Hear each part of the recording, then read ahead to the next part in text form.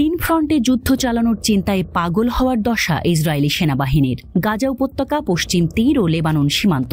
হামাসের সাথে লড়াইয়ে সুবিধা করতে পারছে না আইডিএফ। হামাসের সহযোগী প্যালেস্টাইন ইসলামিক জিহাদের উপর তাই আইডিএফ এর চোখ। আইডিএফ গাজার রাফাতে অবস্থিত একটি গুরুত্বপূর্ণ ভূগর্ভস্থ স্থাপনায় বিমান হামলা চালিয়েছে। এখানে প্যালেস্টাইন ইসলামিক জিহাদ দূরপাল্লার রকেট তৈরি করত বলে দাবি করেছে ইসরায়েল ডিফেন্স ফোর্সেস। পিআইজের সামরিক সক্ষমতাকে ধ্বংস করে দেওয়ার লক্ষ্য ছিল এই অপারেশন।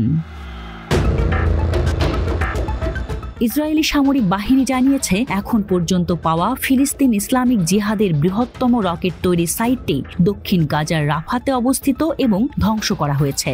আইডিএফ বলছে, কমান্ডো ব্রিগেড, 401তম সাঁজোয়া ব্রিগেড এবং ইয়াহালম কমব্যাট ইঞ্জিনিয়ারিং ইউনিটের সেনারা রাফার উত্তর পশ্চিমাঞ্চলীয় তেল সুলতান পাড়ায় একটি ইসলামিক জিহাদ কম্পাউন্ড এবং ভূগর্ভস্থ স্থানে অভিযান চালিয়েছে।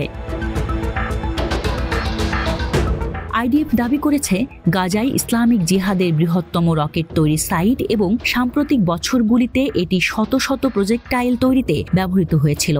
সাইটে অভিযানের সময় কমান্ডো এবং অভিজাত যুদ্ধ প্রকৌশলীরা মাটির ওপরে এবং নিচে পিআইজের বন্দুকধারীদের সাথে যুদ্ধ করেছে।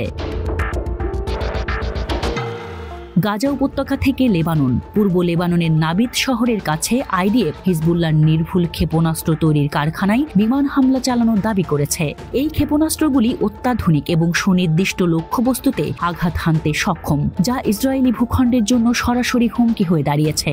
আইডিএফ এর লক্ষ্য ছিল হিজবুল্লাহর সামরিক সক্ষমতা হ্রাস করা এবং ইসরায়েলের উপর ক্ষেপণাস্ত্র হামলার ঝুঁকি হ্রাস করা। আইডিএফ জানিয়েছে, অভিযানটি হিজবুল্লাহর প্রভাব মোকাবেলা এবং ইসরায়েলের উত্তর সীমান্ত রক্ষার চলমান প্রচেষ্টার অংশ। পশ্চিম তীরেও সংঘর্ষের খবর পাওয়া গেছে। জুডিয়া এবং সামারিয়ার মধ্যে বিভিন্ন স্থানে আইডিএফ এবং ফিলিস্তিনি প্রতিরোধ যোদ্ধাদের মাঝে সংঘর্ষ হয়েছে। এনশাম শরণার্থী শিবিরের কাছে একটি আইডিএফ সাঁজোয়া যান একটি বিস্ফোরক ডিভাইসের আঘাতে উড়ে যায়, যার ফলে একজন ইসরায়েলি সেনা কর্মকর্তার মৃত্যু হয়েছে। ইসরায়েল গাজার হামাস এবং লেবাননের হিজবুল্লাহ সহ ইরান সমর্থিত গোষ্ঠীগুলোর চ্যালেঞ্জের মুখোমুখি। এই গোষ্ঠীগুলির হাতে উন্নত অস্ত্রের অ্যাক্সেস রয়েছে এবং ইসরায়েলের জন্য ক্রমাগত হুমকি হয়ে দাঁড়িয়েছে।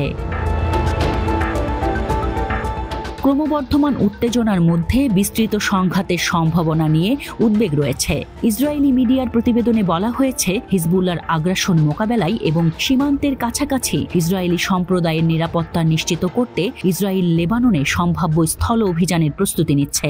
আন্তর্জাতিক সম্প্রদায় এই অঞ্চলের পরিস্থিতি বেশ মনোযোগ দিয়ে পর্যবেক্ষণ করছে এবং সহিংসতা বৃদ্ধির বিষয়ে উদ্বেগ প্রকাশ করেছে। কূটনৈতিক চ্যানেল এবং আন্তর্জাতিক ফোরামের মাধ্যমে মধ্যস্থতা এবং উত্তেজনা হ্রাস করার প্রচেষ্টা চলছে।